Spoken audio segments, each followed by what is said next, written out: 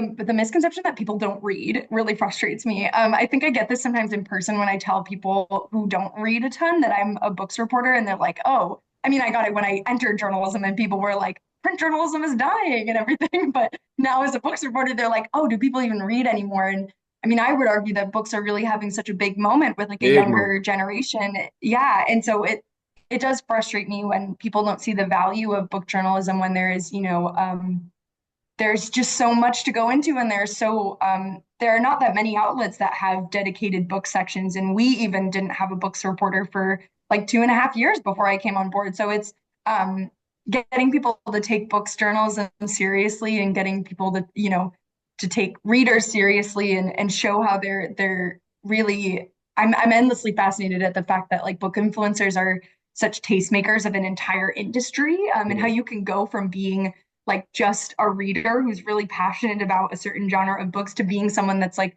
going to something like Shelves in the City, or is sitting in with publishers and marketing meetings, and like, or is a marketer themselves. And Right. there's this big shift in this industry and this business that I don't think a lot of people who aren't regularly in book communities realize. And it's I would love for them to know more about it because it's really fascinating to me, and I think it is to other people as well. No, that's a great point because in the beginning you kind of had well once social media kind of took off, you had the booktubers were huge. Then you had bookstagrammers that kind of paved their way. And then when you're talking about that renaissance and that boom, it really came from like when you had TikTokers that were taking over the platform, and then now you have billions of views coming from just book talk alone, and you have authors who might have not even been known become bestsellers overnight.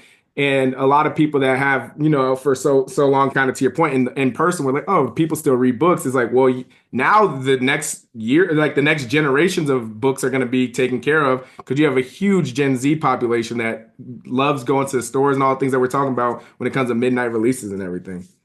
Yeah, and the most interesting thing like to go, especially when I go back home and like see people from my hometown, or friends from high school that like aren't, they're not like as in tune to like online books community as me, and to see like people who maybe hadn't read a book in like 5 years, like pick up a romantasy series that is like popping off on Book Talk, and to be like, you know what, like if the, like whatever is getting people reading and getting people excited, that is so amazing to me. And I think the fact that like we like social media is able to do that, like people don't realize that there are people that are picking up books that haven't picked up books in so long, and it makes me so happy, but also makes me frustrated when people don't realize like what an impact that makes on those like indie authors and on those smaller authors, and what a life-changing impact like book talk has made on a lot of people.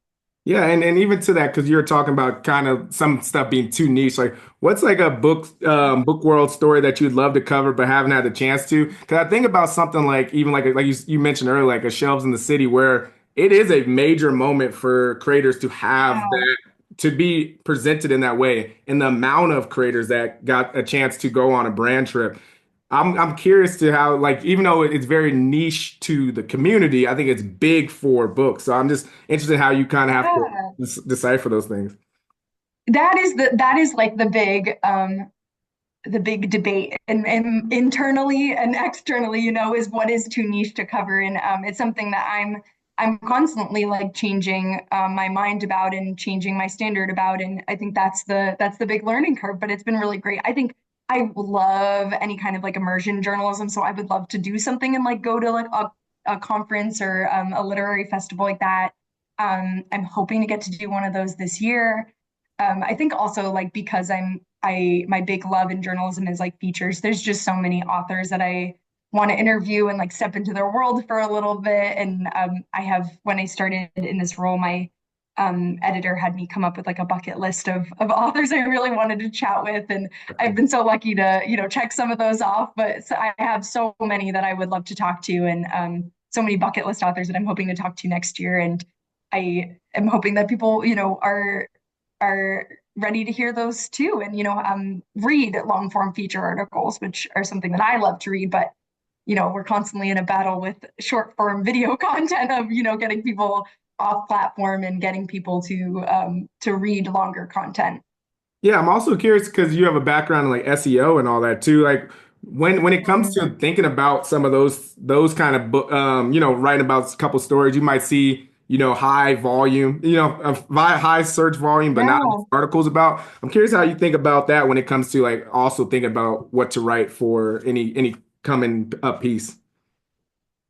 Yeah, I think one thing that I didn't realize how important it was and realize now is kind of like evergreen stories and service journalism. And by that I mean those stories like where to donate books near me and how to buy cheap books and how to start a book club and things like that is that's how I got into books journalism. And now that I'm doing some of the more niche stuff and I'm doing a lot of the new releases, it's always like imperative to keep in mind that those stories are still so important because it's what people are searching for. And I'm not doing my job as a journalist if I'm not giving people, information that they need to be better readers and to live better lives and live more efficient lives. And um, so I think my background in SEO is helping me a lot with this book's reporting gig. And it's something that I definitely don't feel like I learned a ton about in journalism school, but am very grateful to my previous bosses for giving me showing me the ropes on SEO and how that is impacting journalism today.